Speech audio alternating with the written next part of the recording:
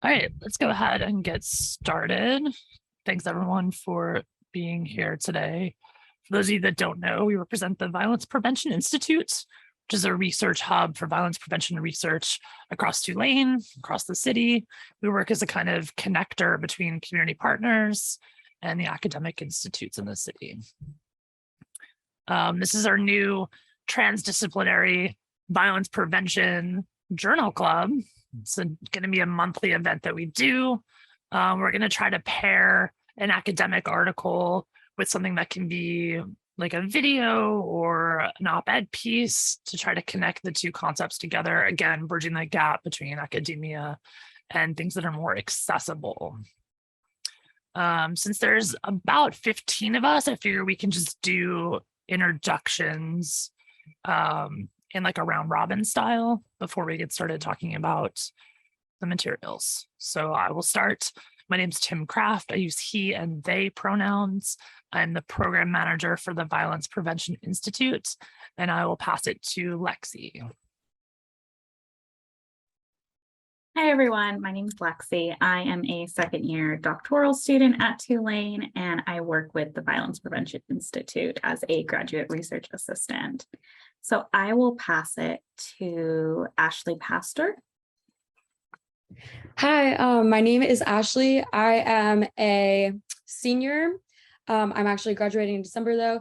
I am passionate about breaking cycles of intergenerational trauma, violence, and resilience, and also social emotional learning and protective factors with that.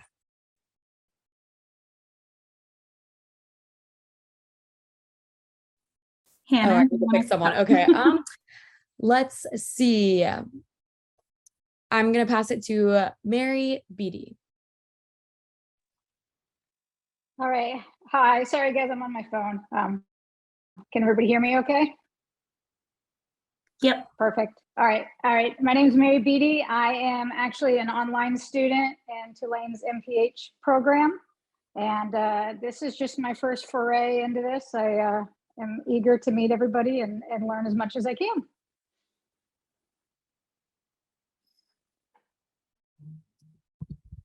Thanks for being here. We'll pass it to Hannah. Hi, I'm Hannah. I am program manager for the Pincus Scholarship. Very excited with it, which is within the Violence Prevention Institute. I will pass it to Kate. Hey everyone, I'm Kate Lanassa. I'm a third-year PhD student. Used to work at the VPI as well. And now I'm just happy to be connected however I can going forward. So I will pass to Shokafe. Hi, everyone. I'm Shokafe Ramirez. I'm with the Center of Excellence at MCH and in the SBPS department. I will pass it to Dovile. Hi, everyone. My name is Dovile Vilda, and I am a faculty at the School of Public Health Tropical Medicine. I'm also affiliated with Mary Amelia Center for Women's Health Equity Research. I will pass to Dr. Samantha Francois. Hi, everyone. Samantha Francois. I'm an assistant professor in the School of Social Work and one of the executive directors of the Violence Prevention Institute. She, her pronouns, and I will pass it to Xiaojin.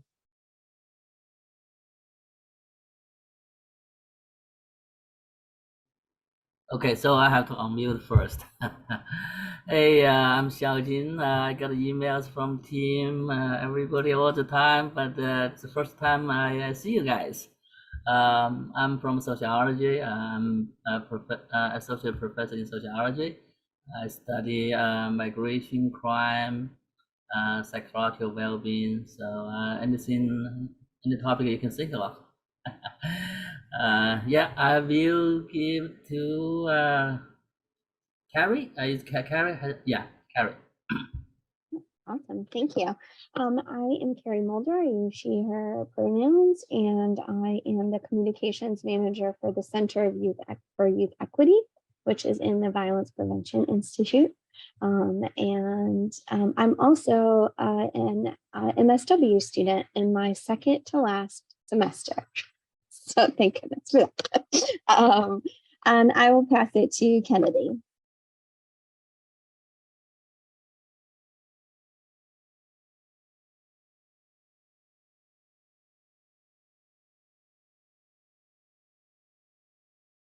Kennedy, you might be on mute if you were trying to talk.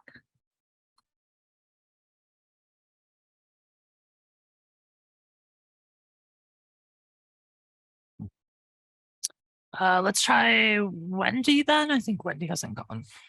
No, I haven't. Hi, Tim. Wendy Fervin Smith. I'm the conflict resolution specialist here at Tulane. Happy to be here. I am not sure who else hasn't gone. If you haven't gone, jump in because I can't see everyone's name. I think I'm maybe the last person to have gone, but my name is Alex. I'm one of the program coordinators at Violence Prevention Institute, work with Dr. Francois on one of our research projects. I use she, they pronouns. And yeah, okay. Yeah, Ashley, go ahead. Hello, everyone. My name is Ashley J. I work as a resource advocate at the Sexual Trauma Awareness and Resource Center in the Sin Law branch. I work with Kennedy, and Kennedy's out of the NOLA office, and I'm happy to be here. Great. Thank you so much. And thanks everyone for being here. I'm excited for this turnout. I did want to remind everyone that this is being recorded.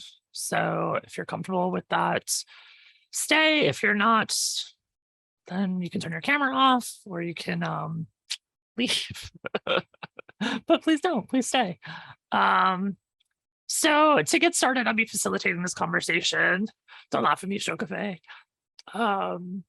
We'll start with just like, what were people's overall impressions of the materials? And feel free to just jump in.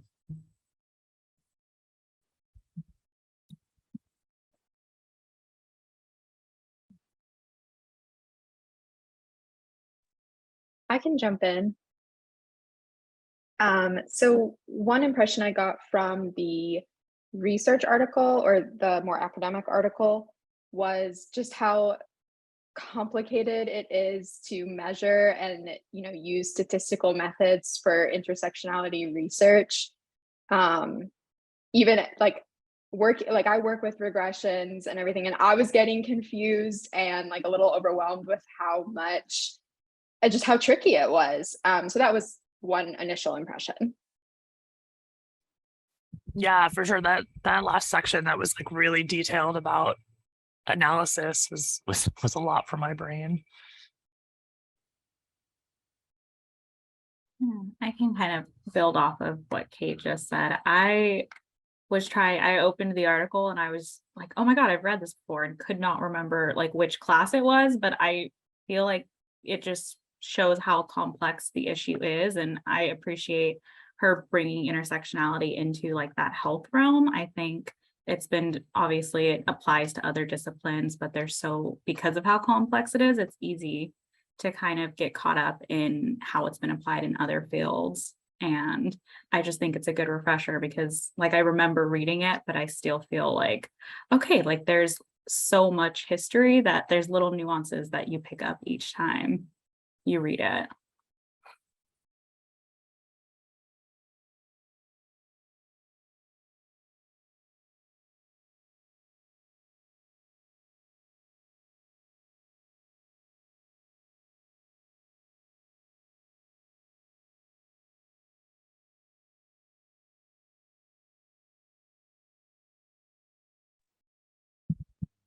Anyone else have some initial impressions they would like to share?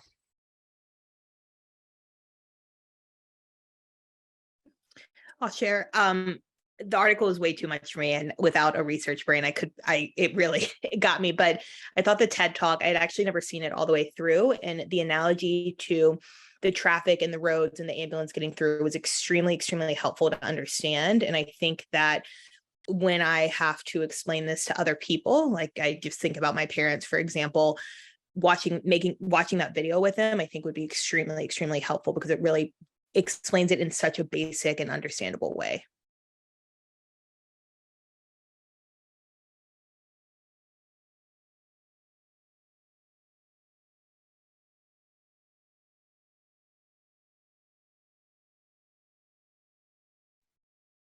I think that brings up a good question about what's the utility of intersectionality, not just in the research we're doing, but also in the classroom and the work setting. How's this concept sort of playing out in our professional lives?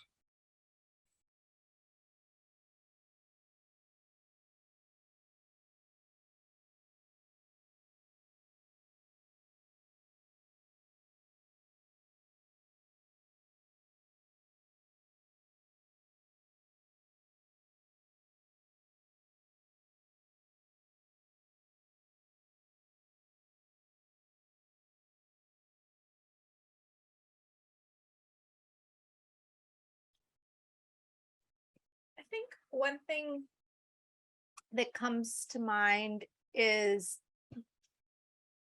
just, I mean, as has been discussed, how complicated intersectionality is in terms of like operationalizing research.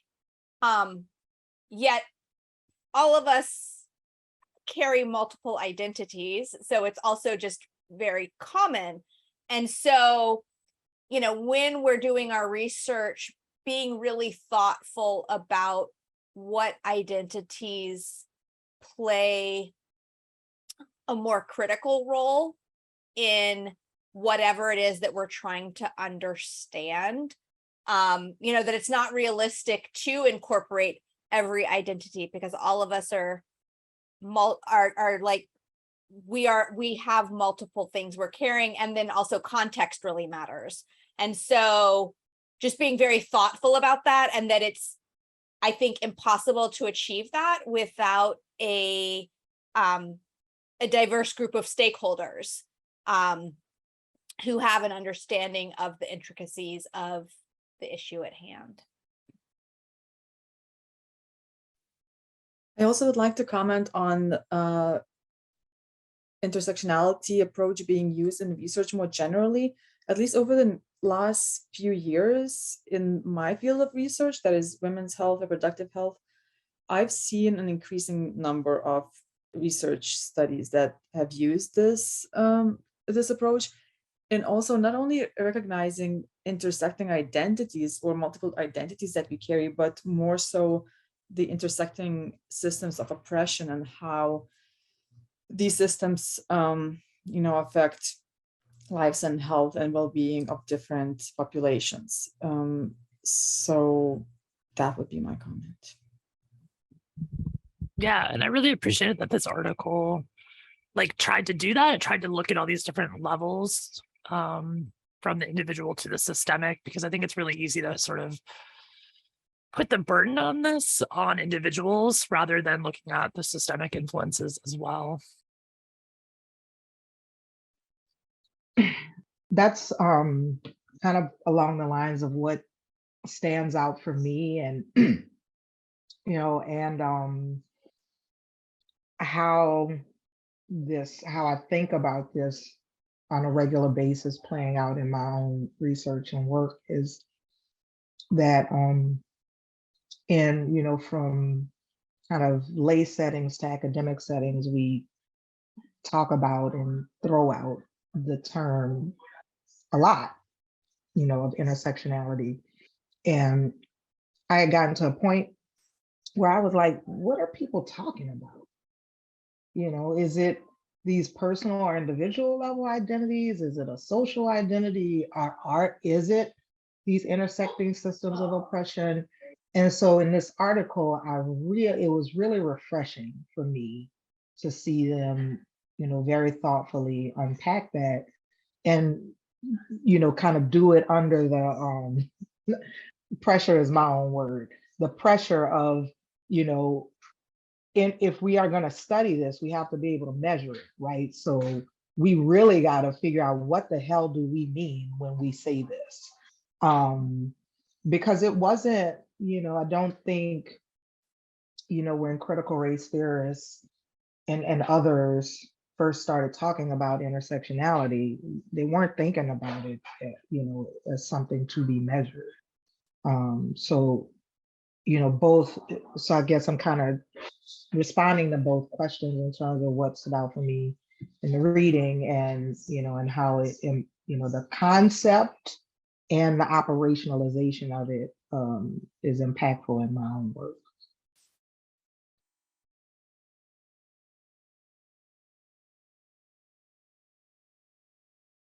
Yeah, and I also think something that I've heard a lot, coming through like a public health education is, people are, community members are experts on their experience in their community.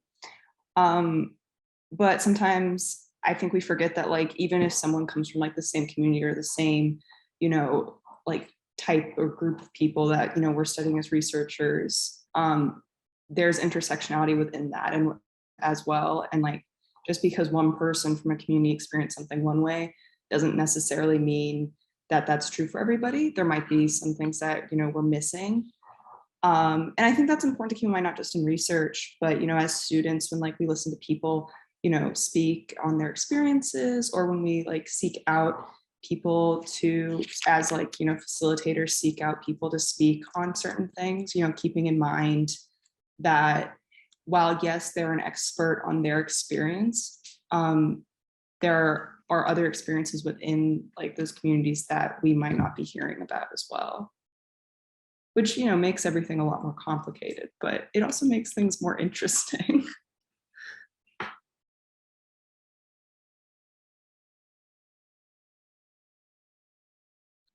I see a comment from Ashley. I don't know if you want to kind of say it, if I should read it, if we all just want to take a minute and read it, if Ashley doesn't want to.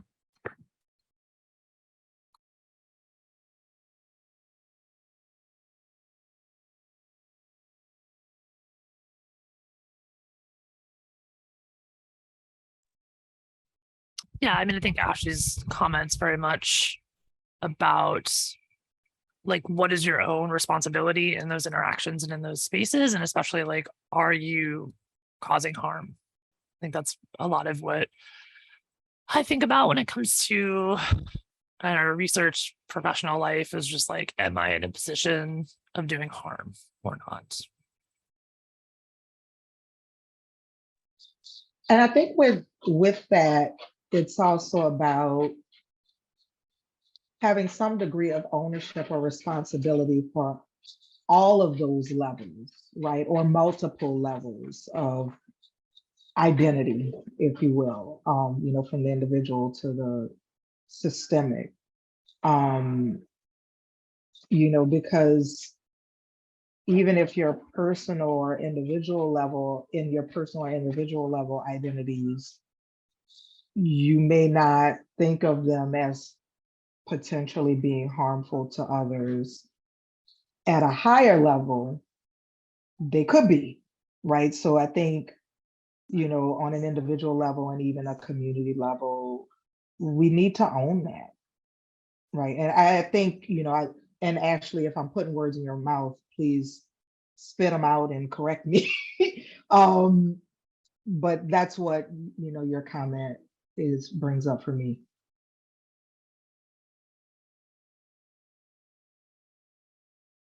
Yeah, this conversation around like acknowledging and recognizing really just makes me think of like, as researchers in training, like positionality and the importance of like, even just some like, reflecting on your privileges that you have, that sometimes, affiliation with like religion, different types of things might be influencing values and morals that you might not recognize as something. And just the importance of like acknowledging positionality statements as you're presenting some work that could be, maybe not like your intention versus sort of impact talk of like, you might not intend to hurt someone, but something that you say or a comment you make could still impact someone.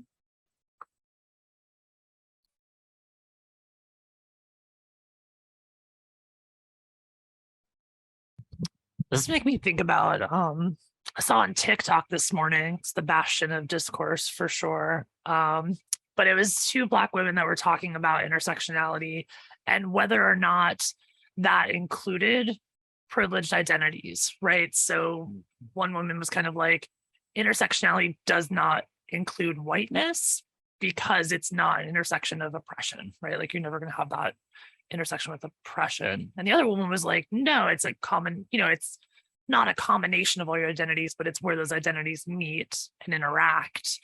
And so I guess my question for the group, because I am grappling with this too, is like, is intersectionality just about where you're oppressed, where you have negative health outcomes, or does it also include where you have strengths and benefits and systems?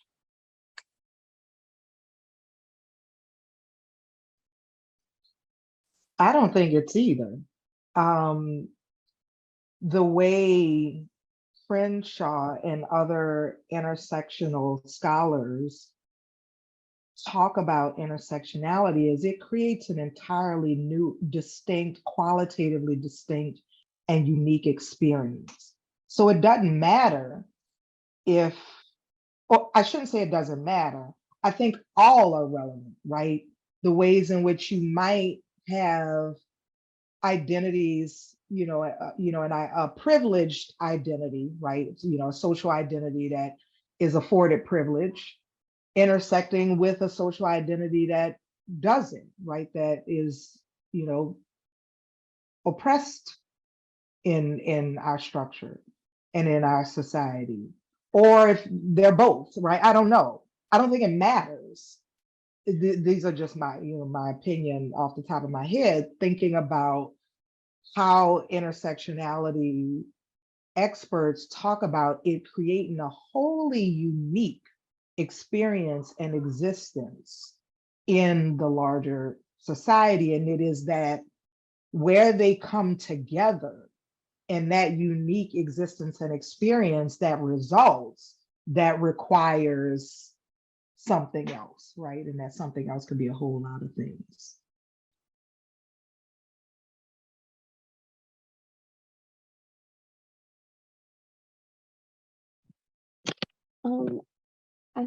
I think your question is something that I have thought about before. Like, can intersectionality exist with privilege? And I think that and to Dr. Francois' point about like it's not either or both. It's kind of separate, because even if you're in an identity that experiences oppression, you could have another identity that experiences privilege, right?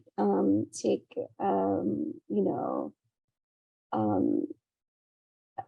white woman or homosexual male, right? Like these, when you put disability into that category, right? And then you add, those different layers and nuances of those identities of, a visible disability versus a disability that isn't visible, right? And that in some ways carries privilege as well, right? So I don't know. I think it's interesting because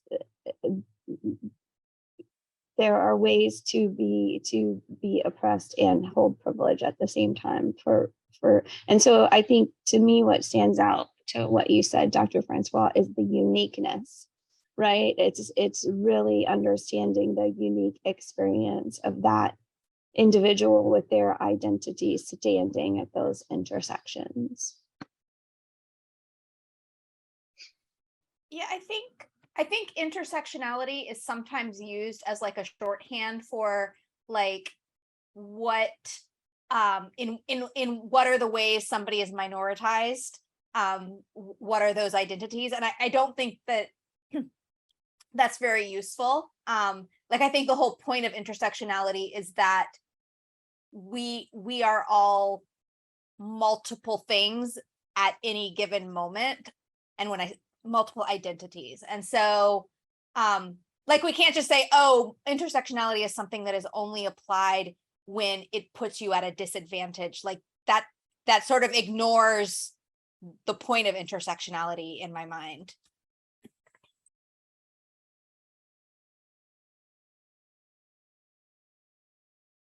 Yeah, and this conversation reminds me of a conversation I had a while ago about how in public health, I think especially like social sciences, when we're investigating, you know, these systems of oppression in the US, but also just like general, like, you know, how healthcare outcomes when we go in the medical system, white people are seen as like the default and aren't really scrutinized or examined on the same level as, you know, other groups of people. And that leads to kind of like an implicit othering of everyone who isn't white as well.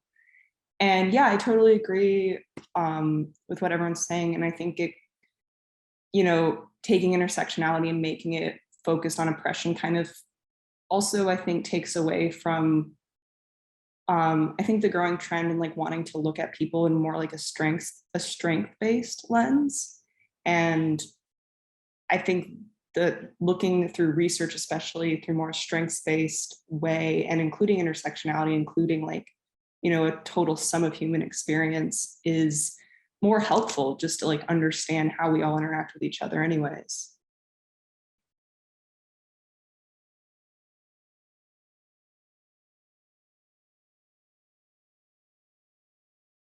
I think whenever people look at intersexuality, they look at it, like you said, like as oppression.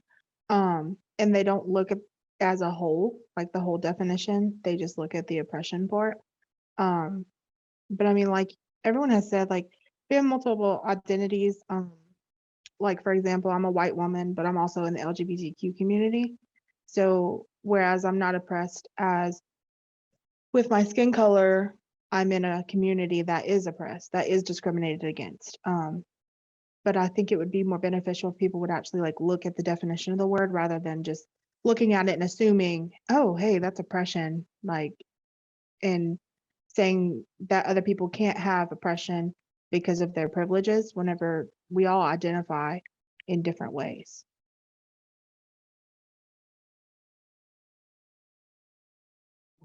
Yeah, and I think something I don't know, maybe worried is the wrong word, but like since it's a trend, right, to look at intersectionality in research to some extent, like do we all have a unified definition of what intersectionality is, or is it, I don't know, becoming something that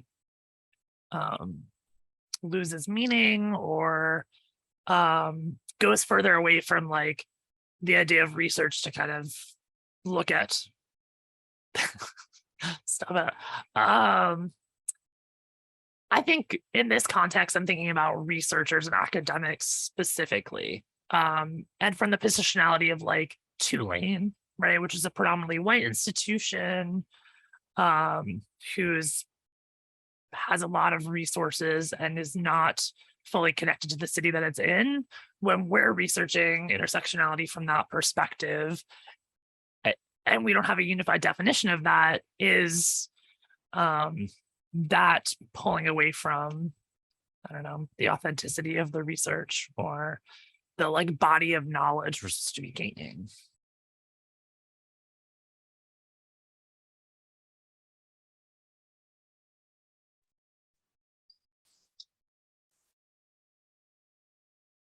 I love these conversations, so I often I'm always going to have an answer. And some folks on here know that I'm super excited to be here because I was going to be somewhere else and that got canceled. So this is a good question, Tim,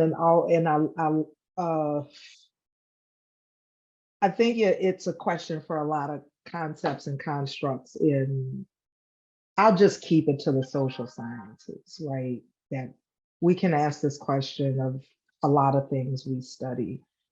I do think in the various social sciences, and we can talk specifically about, public health and, and psychology and social work. I think we are moving towards a relatively agreed upon definition. And I think work like this article helps us do that. And I think, the more it stays a topic of focus in kind of the relative arenas, the scholarly arenas, like, in research and conferences and sort of grant making worlds, right? Because you certainly see intersectionality come up in these RFAs and such. I'm not always convinced they know what it means. So I guess the short answer is, from my experience and where I sit in these contexts, that we're moving towards, and I think it's scholarship like this that helps us get there. And again, I do think it is the pressure of, again, in these scholarly contexts of needing to study it, right? We gotta be able to know what the thing is, define what the thing is in order to study it.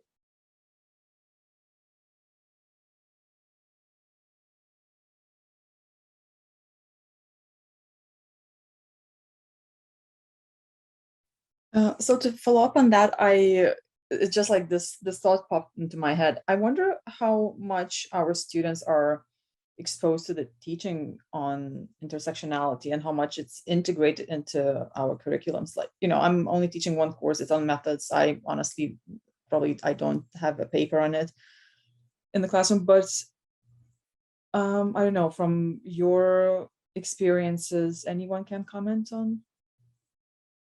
That's a very, very good point. And I should, to that point, I gotta mention that I'm in the School of Social Work, and it is taught in every class I teach. I teach 4 of the foundational courses in the MSW program, and others teach intersectionality. So it is certainly there, and and it can vary from instructor to instructor, like anything. So I don't know that, to your point, that it is sort of, equally present across our Tulane University programs, departments, and such.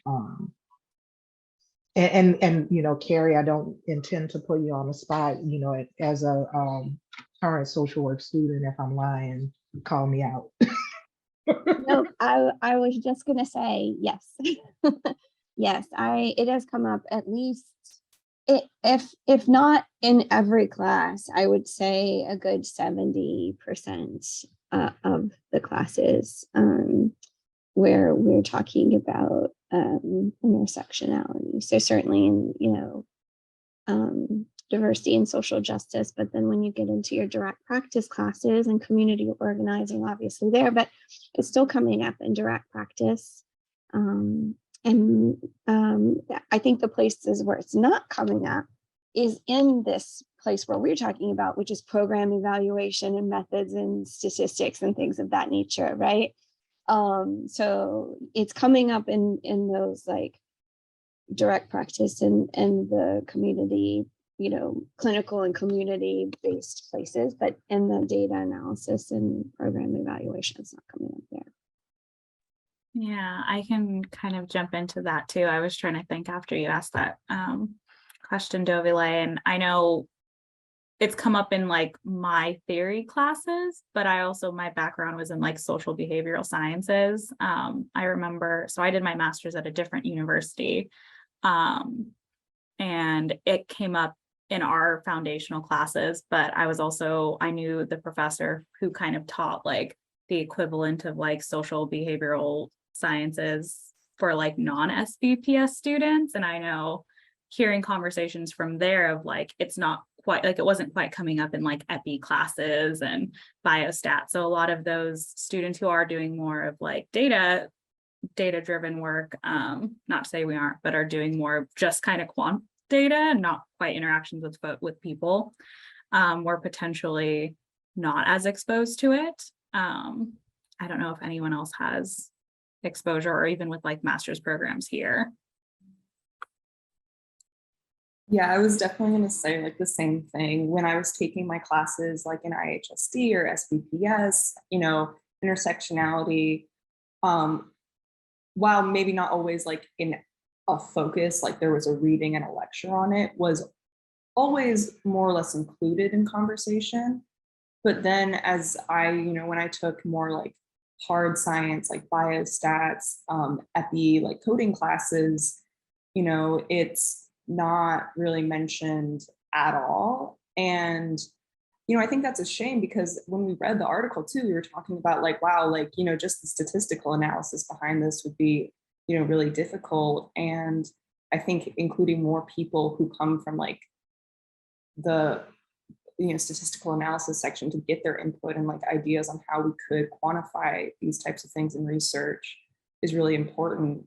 And then I think, you know, moving even farther into like, you know, outside of like public health or social work, which is more like, you know, neuroscience or, you know, cellular molecular biology, never talked about, even though it is, you know, still very much a part of the research they do. I think people just view and have this idea that like, the more pure the science, the less like messy and, you know, social it is, the more removed they are from, you know, these constructs of like oppression, and they don't really want to look into that.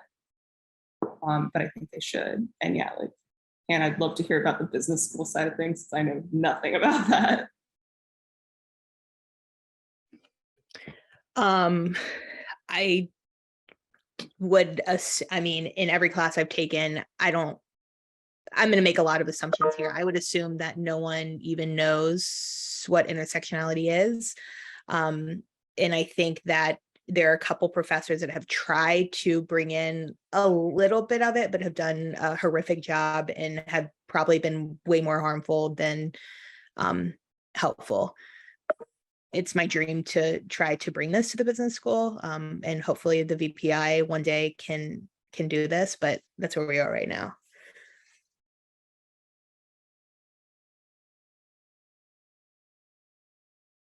And yes, it needs to be there. I mean, they're training people to be future business leaders. So per se, I mean, they're just continuing the harm, and with literally zero education, like it's horrific. Honestly, it really fires me up. Yeah. Oh yeah. Health policy department too. I took an ethics class, and it was basically a business class where we just read, you know, case studies related to healthcare. And yeah, like the lack of understanding that like maybe something that would be like profitable for a business and like help like the average, like, and like the base level was like thinking of like white men, like that was like always what we were talking about, like as like the base level product, and like would this be ethical for them, like not even understanding that like even if something is helpful for one group of people, it could be incredibly detrimental and unethical to implement for other people because of different experiences.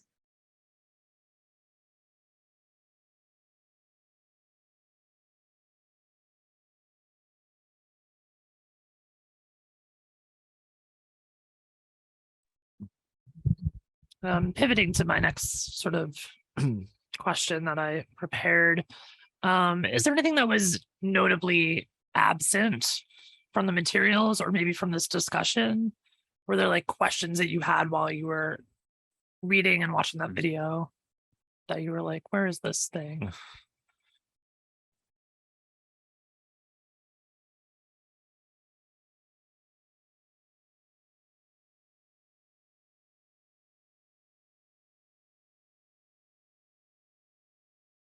I think for me, like I still struggle with,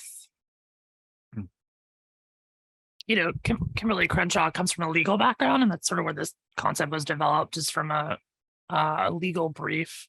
And sometimes I have a hard time seeing how it's evolved across different disciplines. and this relates to this too, of like, how would this be taught in a business class, or how would this be framed in other disciplines?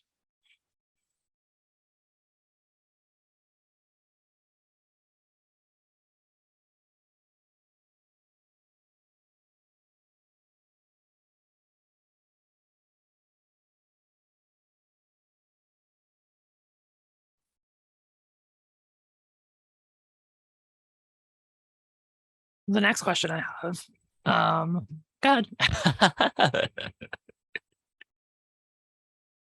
I don't have an answer, Tim, just an example. And there is an article, I like this article, I've taught this article, I've referenced this article, where the theory was ported over to a developmental site theoretical application.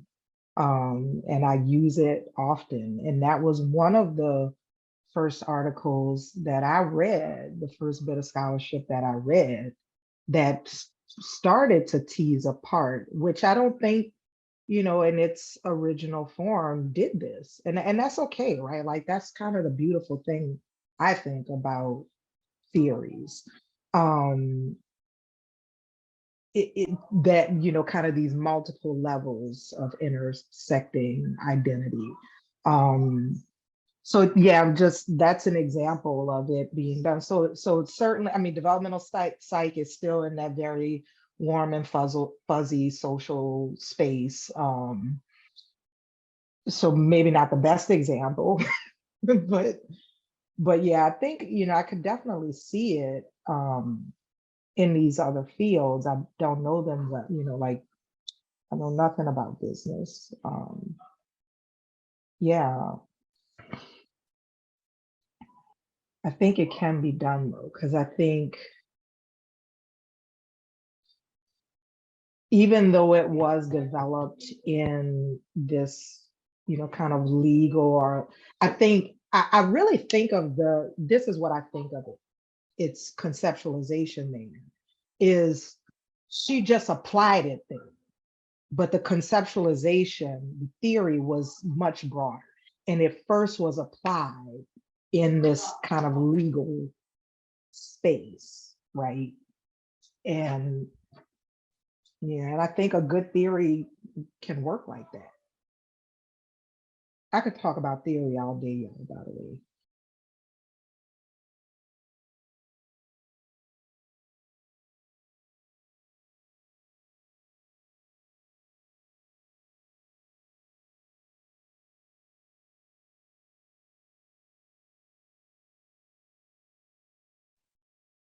Yeah, thank you for that.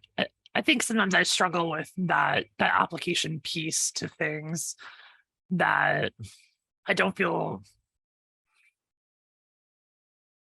like well versed in. Like, I think that's like another level of mastery that I'm working towards, is just like understanding a theory enough to apply it to things I know, and also to like keep it in mind when I'm learning new information, not just having it fed to me, but being able to like have that mastery to apply it.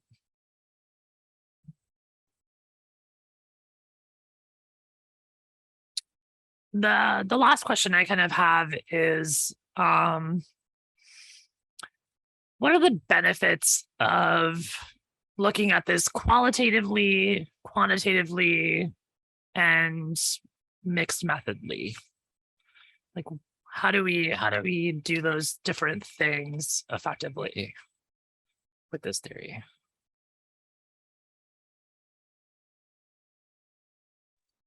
Ask the question again, Tim. I'm not sure I'm understanding it. Yeah, that's fine. I'm just trying to think of the different applications for qualitative research, quantitative research, and mixed methods. So for example, it's really easy for me to think about qualitative research as just sort of my own perception of my identities, right? And being able to sort of articulate that. Quantitatively, I struggle with a little bit more, for if someone was to sort of look at my intersection of identities and then try to translate that into a numerical quantitative form. So I think, Tim, that you're probably not the only one struggling. I think quantitative researchers are also dealing with this. And from what I've seen, and also the research that we've been trying to do on intersecting identities and more so on intersecting systems of oppression, is basically looking, because these are really complex constructs to just measure quantitatively with one item or even like a construct. But we tried taking and compiling several systems of oppression, such as racism, sexism, classism, and then quantitatively just literally compiling them into one measure, such as, say, gendered racism, and looking at how those are associated with our outcome measures. How that worked out is a different story, but I do think that there is a movement towards basically working towards those measures of intersecting identities, oppressions, and so on. I don't know what other people have from their research or experiences.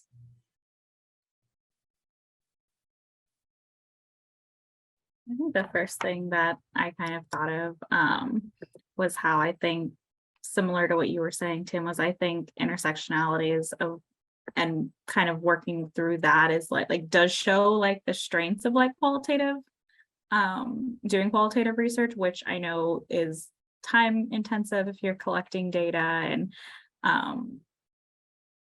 there's like, some thoughts surrounding the need to quantify to make research more like, publishable, and less folks might be familiar with qualitative data. But I think that's similar to what you said, it's harder to quantize experiences. And I think that really shows how mixed methods, I feel like it's becoming more popular, and a lot more people are trying to create even interdisciplinary teams so they can have mixed method studies, acknowledging that not everyone is able to do quantitative data analysis or qualitative. And I think it's also pushing more interdisciplinary work because of that.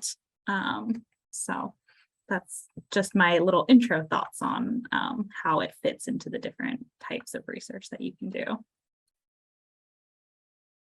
Something I also just started thinking about, coming from a mostly quantitative background, is also, we're working with imperfect measures, and the harm that could do if you don't find an effect in nothing is statistically significant in your results, and that how really harmful those results could be if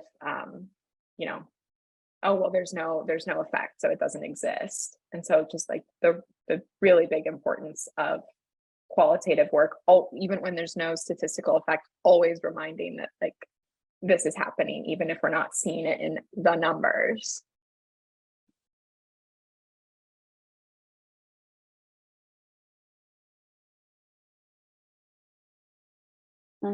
As someone who is not a researcher, but has filled out a lot of forms, boxes, I don't like them, even though I am someone who fits in a box, right? It is very hard for, folks to sort of be a participant in research when they don't see at least even one of their identities represented, right? And this is particularly, at least top of mind for me from a gender perspective, right? Because gender is not a binary, it's a spectrum, and it could change from day to day. And so, for me on the kind of other side, not as a researcher, but just as a person who, has been asked to participate in research, you can just cause harm just by even initiating the survey without having one identity, even one. So we can't even get to intersectionality without without that part. So that's, even if it in itself quantitative research feels it has to be done carefully, I think. Right. I don't know. And I think the challenge then is, how do you start thinking about that differently as a researcher? Right. How do you categorize people without categorizing them? I don't know the answer to. You all are way smarter than me in that regard. So, but that's just coming from like the participant. And I mean, I think that raises, I mean, and I think, and Doville, I apologize if I'm mispronouncing your name, the limitations that currently exist in quantitative approaches, right? And I think in, at least the scholarship that I've participated in and have read, we're using what I kind of think of our proxy measures, right? Like we have this measure of, like, say, racial identity, right? And we have good measures out there on racial and ethnic identity, quantitative measures. And we ask participants to report their gender identity.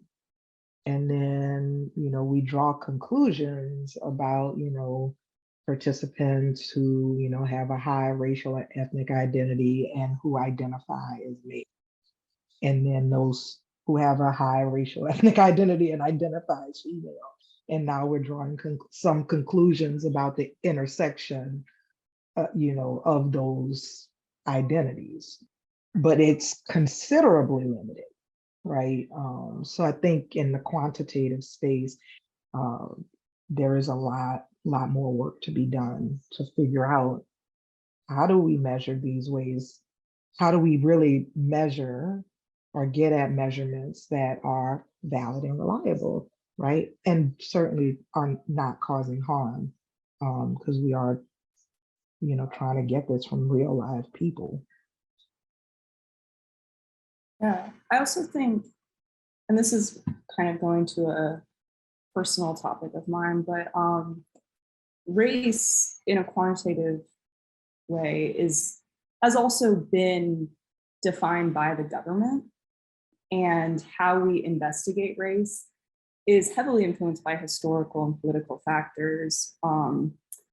One thing that I've always been personally interested in is there is a huge lack of knowledge about the health and well-being of like MENA people from the Middle East and North Africa, because by the US government, there is no section for that, and they are put into like the white category, which, is, depending on how you're looking at it, could be a fair category, but it doesn't address like a lot of like what we're talking about, an intersectionality of experiences. And that is actually a pretty big problem, especially when like we're looking at people getting quantitative data from like the US Census or something, which doesn't provide any of that kind of insight.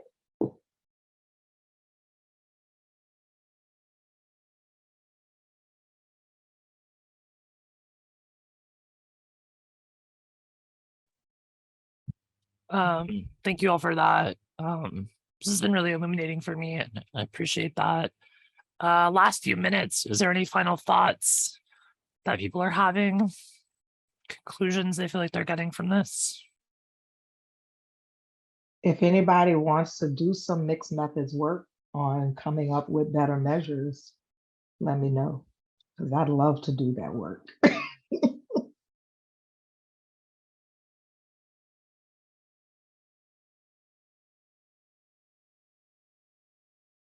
I'm giggling, but I'm serious.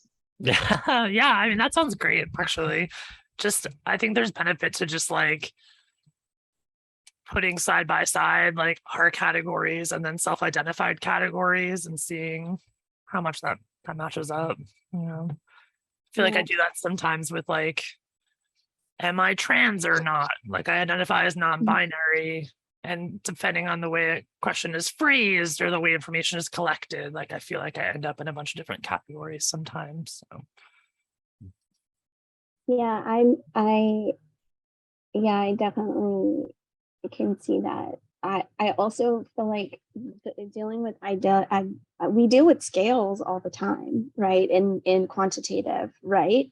And research. And so I wonder if applying scales or spectrums is a way, right? But I don't know if there's like any inherent value in that, you know, of like putting, you know, one thing on one side and one thing on another side, right? And then having people put themselves in on that thing. I don't know. I don't know what that looks like, but we use scales all the time, you know, to categorize quantitative. So, you know, I don't know.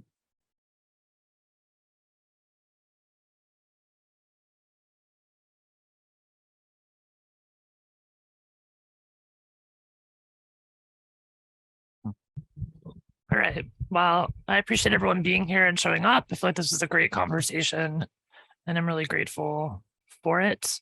We have the semester planned out in terms of journal clubs, so look out for reminders, information about that, and you can register on our website. There's a section for this specifically. That being said, if there's topics you want to cover, things you want to talk about in the future, we can definitely add your suggestions to our list for the next semester. So